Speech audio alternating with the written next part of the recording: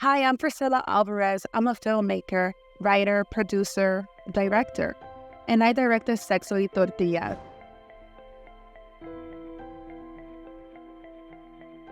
My family's reaction to Sexo y Tortillas was actually very interesting.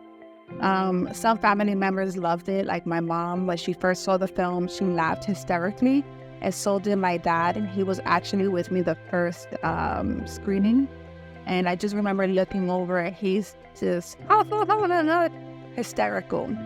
However, some other family members, they're on the religious side. And particularly one aunt, she told me, this is pornographic. I don't want to watch it. Good job, but this is just too much for me. Which brings me to the point of having to shoot this film and why I shot this film.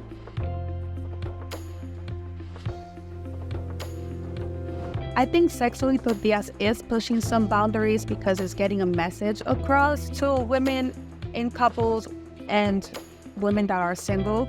And it's giving them the comfort that, or the idea that it's okay to self-pleasure, whether it's here or in Latin America. I often get questions like, oh, do you have the toys here? Did you bring them here? Like at screenings and stuff.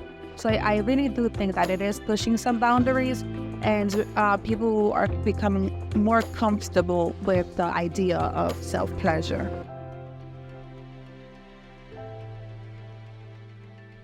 We shot in Mexico, and I had to somehow have a shot list.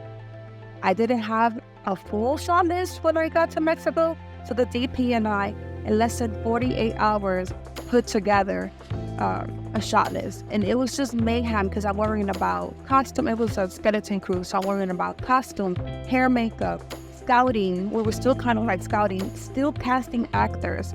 And we just had 48 hours to shoot. And we were still creating a shot list.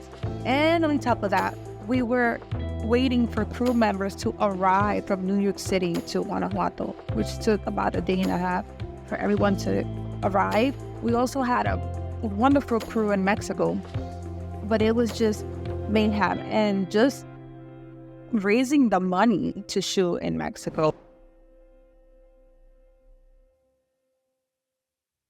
I would just straight say, don't be afraid to improvise with your shots on set. Yes, sometimes you can be very rigid, and so can your DP, but it's very important to feel the space and to engage with the characters, and sometimes they want to move with the camera, and it's very important to just listen to that. So I think just don't be afraid to improvise with shooting and creating new shots as you go. And learning every department is crucial to filmmaking. The editing department, the hair makeup department. I mean, you don't have to know exactly how to do everything, but just being very familiar with it. It's very helpful once you're on set.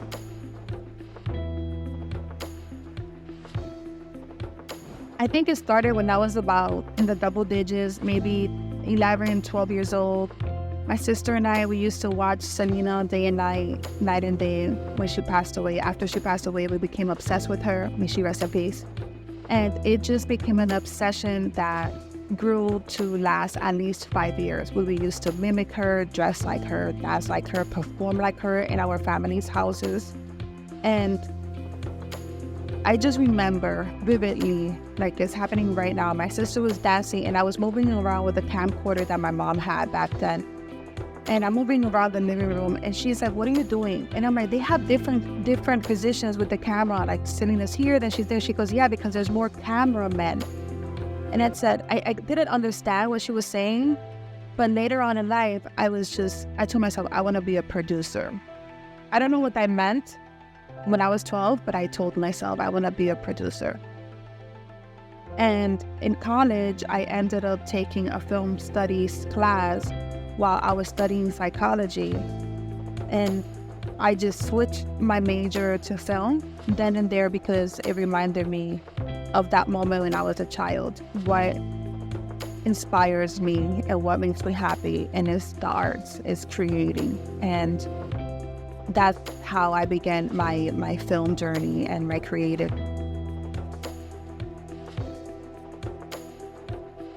it's a female-forward film. It's a female-forward topic, and I am a female, so I decided to just go with it and produce it and shoot it. I have to represent my community. I'm Hispanic from Nicaragua and Puerto Rico. That's my culture, and I'm American, which is my other culture.